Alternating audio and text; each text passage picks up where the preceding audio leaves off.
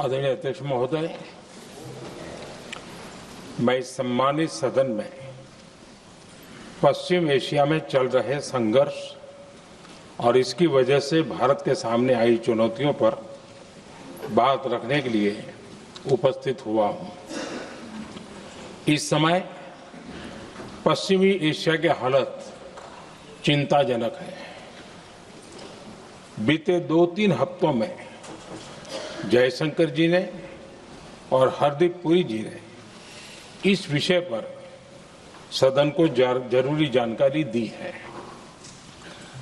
अब इस संकट को 3 सप्ताह से ज्यादा हो रहा है। इसका पूरे विश्व की अर्थव्यवस्था पर, लोगों के जीवन पर बहुत ही विपरीत असर हो रहा है। इसलिए पूरी दुनिया इस संकट के जल्द से जल्द समाधान के लिए सभी पक्षों से आग्रह भी कर रही है। अध्यक्ष महोदय, भारत के सामने भी इस युद्ध ने अप्रत्याशित चुनौतियां खड़ी कर दी हैं। ये चुनौतियां आर्थिक भी हैं, नेशनल सिक्योरिटी से जुड़ी भी हैं और मानवीय भी है। युद्धरत और युद्ध से प्रभावित देशों के साथ भारत के व्यापक व्यापारिक रिश्ते हैं। जिस क्षेत्र में युद्ध हो रहा है वो दुनिया के दूसरे देशों के साथ हमारे व्यापार का भी एक महत्वपूर्ण रास्ता है। विशेष रूप से कच्चे तेल और गैस की हमारी जरूरतों का एक बड़ा हिस्सा यही क्षेत्र पूरा करता है। हमारे लिए ये रीजन एक और कारण से भी अहम है।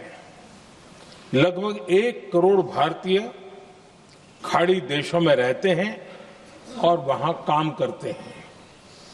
वहां समंदर में जो कमर्शियल शिप चलते हैं उनमें भारतीय क्रू मेंबर्स की संख्या भी बहुत अधिक है। ऐसे अलग अलग कारणों के चलते भारत की चिंताएं स्वाभाविक रूप से अधिक है। इसलिए ये आवश्यक है कि भारत की संसद से इस संकट को लेकर एक मत और एकजुट आवाज दुनिया में जाए।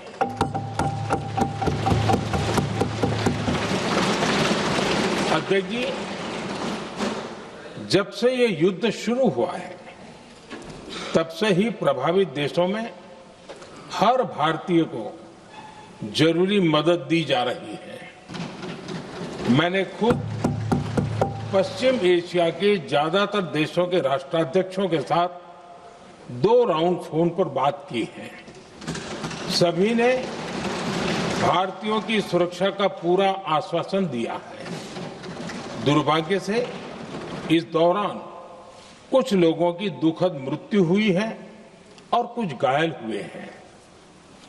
ऐसे मुश्किल हालात में परिवारजनों को आवश्यक मदद दी जा रही है। जो घायल हैं उनका बेहतर इलाज सुनिश्चित कराया जा रहा है। अध्यक्ष जी, प्रभावित देशों में हमारे जितने भी मिशन हैं वो निरंतर भारतीयों की मदद करने में जुटे हैं।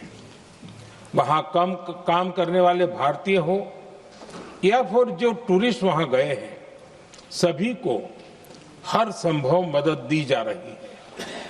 हमारे मिशन नियमित रूप से एडवाइजरी जारी कर रहे हैं।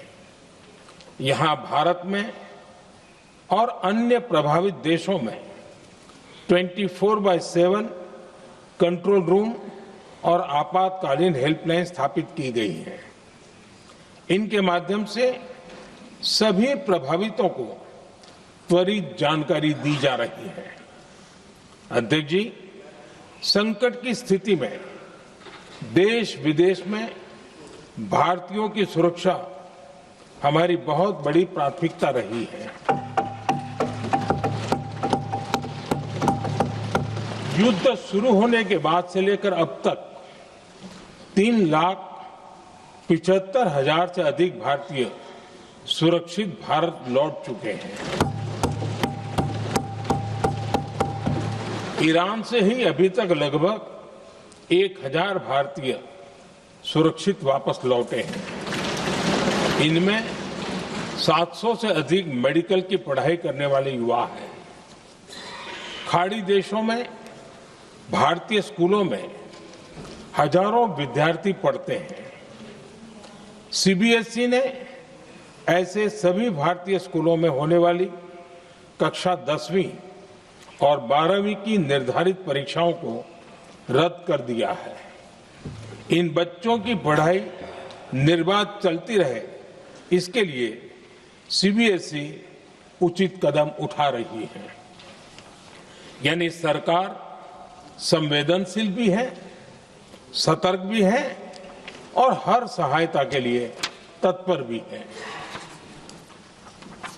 माननीय अध्यक्ष जी, भारत में बड़ी मात्रा में कच्चा तेल, गैस और फर्टिलाइजर जैसी अनेक जरूरी चीजें हॉर्मुज स्ट्रेट के रास्ते से आती हैं।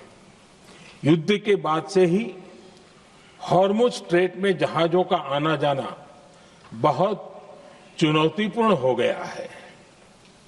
बावजूद इसके हमारी सरकार का ये प्रयास रहा है कि पेट्रोल, डीजल और गैस की सप्लाई बहुत ज्यादा प्रभावित न हो। देश के सामान्य परिवारों को परेशानी भी कम से कम हो, इस पर हमारा फोकस रहा है। हम सभी जानते हैं, देश अपनी जरूरत की 60% एलपीजी आयात करता है।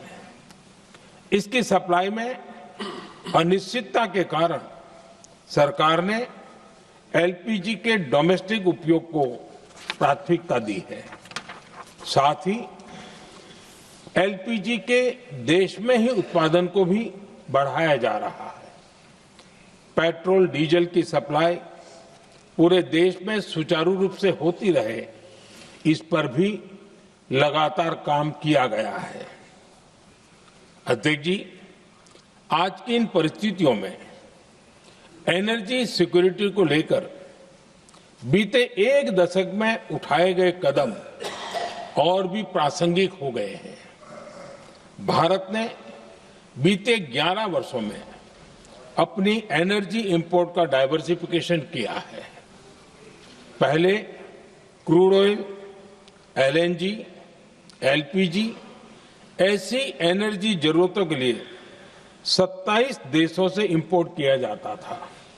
वहीं आज भारत 41 देशों से एनर्जी इंपोर्ट करता है। अध्यक्ष जी, बीते दशक में भारत ने संकट के ऐसे ही समय के लिए कच्चे तेल के भंडारण को भी प्राथमिकता दी है। आज भारत के पास 53 लाख मीट्रिक टन से अधिक का स्ट्रेटेजिक पेट्रोलियम रिजर्व है और 65 लाख मीट्रिक टन से अधिक के रिजर्व की व्यवस्था पर देश काम कर रहा है। हमारी तेल कंपनियों के पास जो रिजर्व रहता है वो अलग है। बीते 11 वर्षों में हमारी रिफाइनिंग कैपेसिटी में भी उल्लेखनीय वृद्धि हुई है। अध्यक्ष जी, सरकार अलग अलग देशों के सप्लायर्स के साथ भी लगातार संपर्क में है। प्रयास ये है कि जहां से संभव हो वहां से तेल और गैस की सप्लाई होती रहे। भारत सरकार गल्फ और आसपास के शिपिंग रूट्स पर निरंतर नजर बनाए हुए है।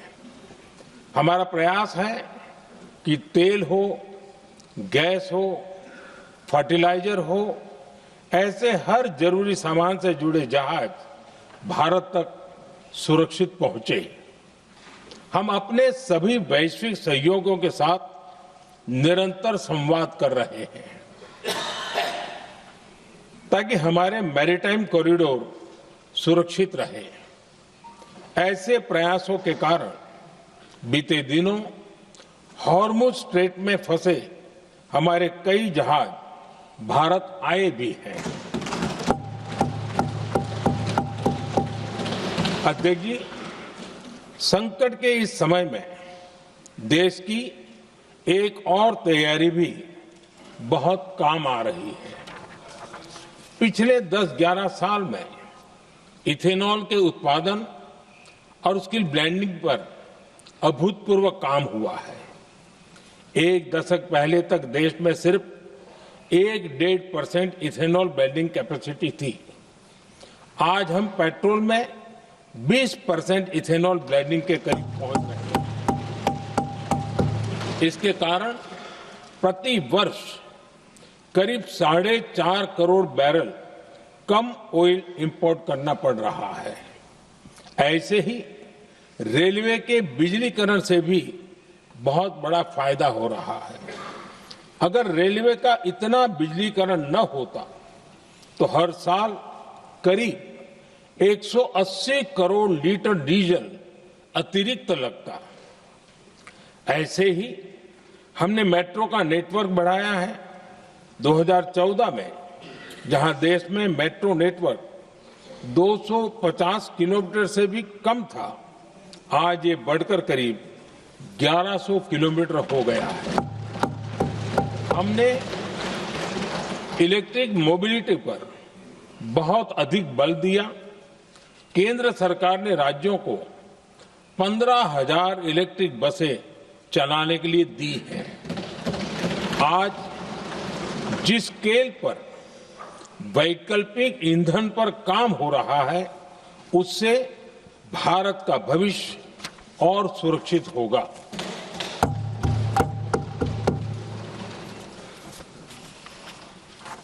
आदरणीय अध्यक्ष जी, हम जानते हैं कि एनर्जी आज इकोनॉमी की रीढ़ है और ग्लोबल एनर्जी नीड्स को पूरा करने वाला एक बड़ा सोर्स वेस्ट एशिया है। स्वाभाविक है कि दुनिया भर की अर्थव्यवस्था वर्तमान संकट से प्रभावित हो रही है और भारत पर इसका कम से कम दुष्प्रभाव हो, इसके लिए निरंतर प्रयास किए जा रहे हैं। सरकार इसके शॉर्ट टर्म, मीडियम टर्म और लॉन्ग टर्म ऐसे हर असर के लिए एक रणनीति के साथ काम कर रही है। आज भारत की इकोनॉमी के फंडामेंटल्स मजबूत है। इससे भी देश को बहुत मदद मिली है। हम हर सेक्टर के स्टेक होल्डर्स के साथ चर्चा कर रहे हैं। जहां भी जरूरत है उस सेक्टर को आवश्यक सपोर्ट दिया जा रहा है। भारत सरकार ने एक इंटर मिनिस्ट्रियल ग्रुप भी बनाया है।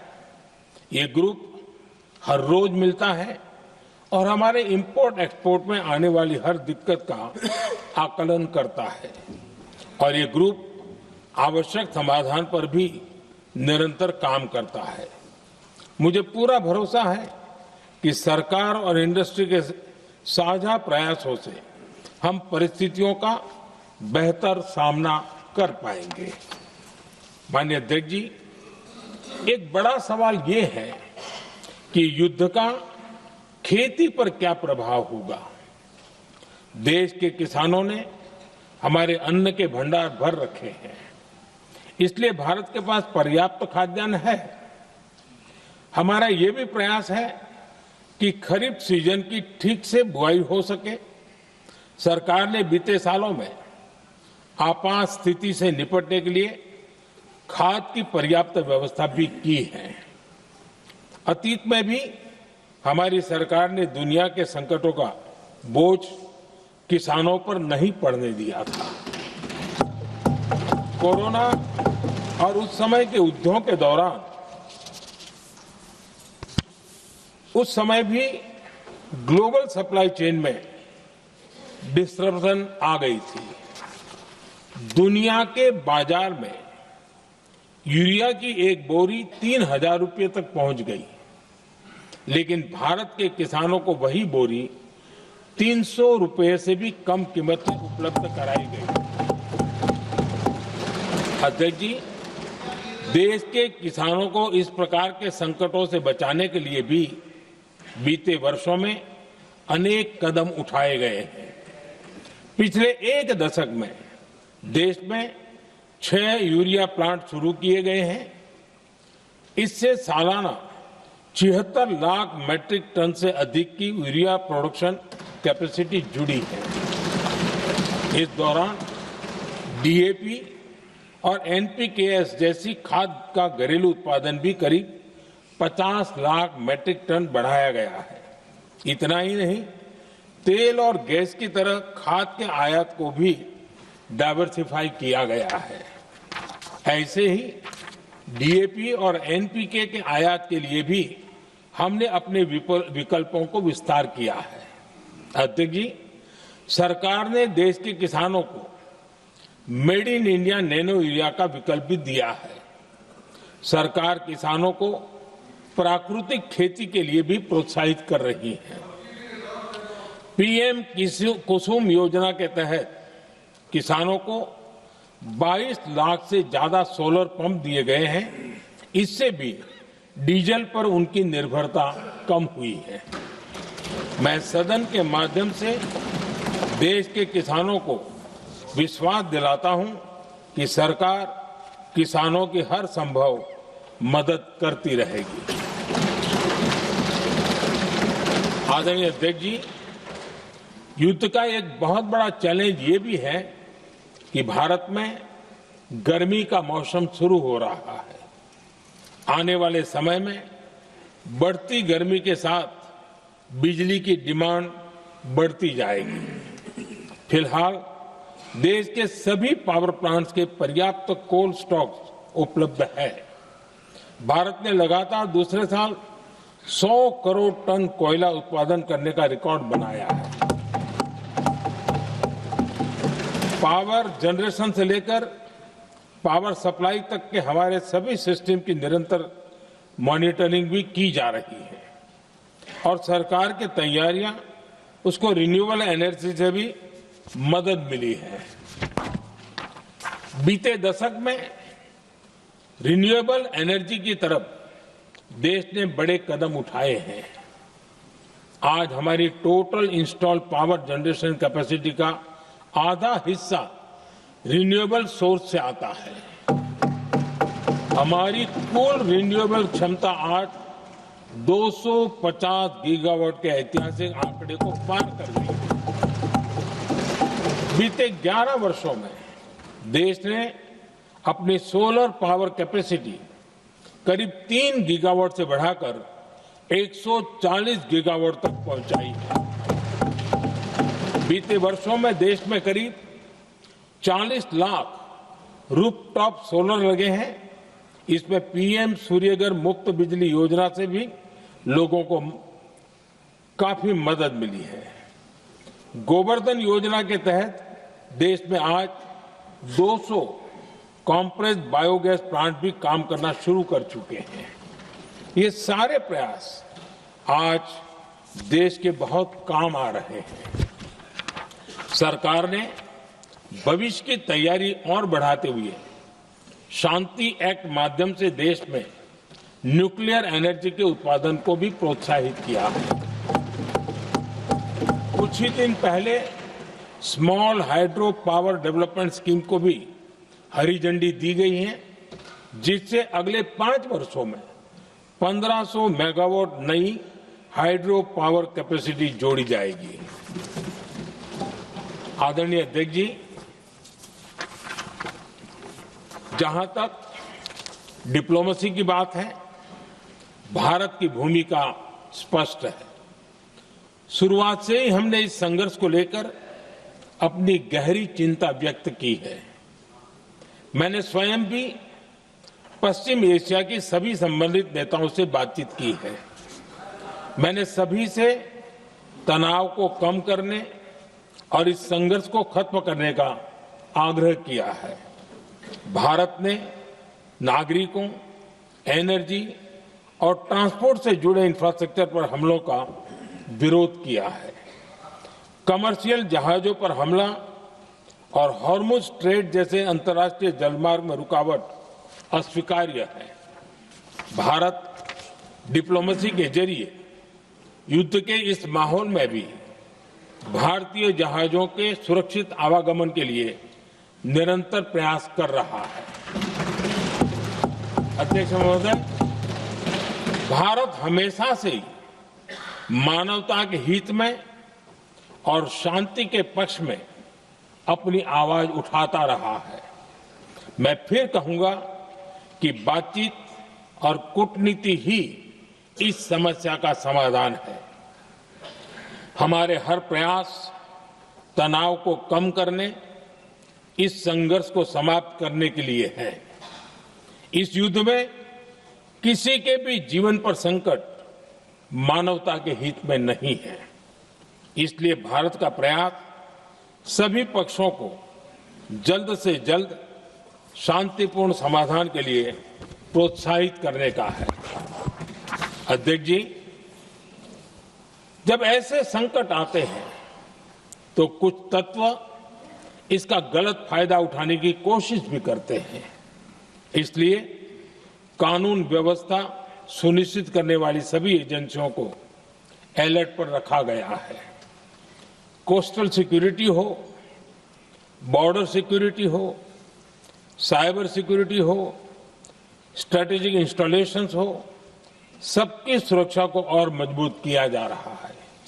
अध्यक्ष जी, इस युद्ध के कारण दुनिया में जो कठिन हालात बने हैं, उनका प्रभाव लंबे समय तक बने रहने की आशंका है।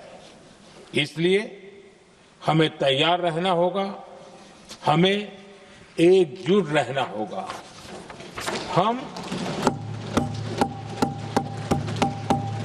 हम कोरोना के समय भी एकजुटता से ऐसी चुनौतियों का सामना कर चुके हैं। अब हमें फिर से उसी तरह तैयार रहने की आवश्यकता है। धीरज के साथ, संयम के साथ, शांत मन से हमें हर चुनौती का मुकाबला करना है और यही हमारी पहचान है, यही हमारी ताकत है। और हां, हमें बहुत सावधान और सतर्क भी रहना है। हालात का फायदा उठाने वाले झूठ फैलाने का प्रयास करेंगे, ऐसे लोगों की कोशिशों को सफल नहीं होने देना है।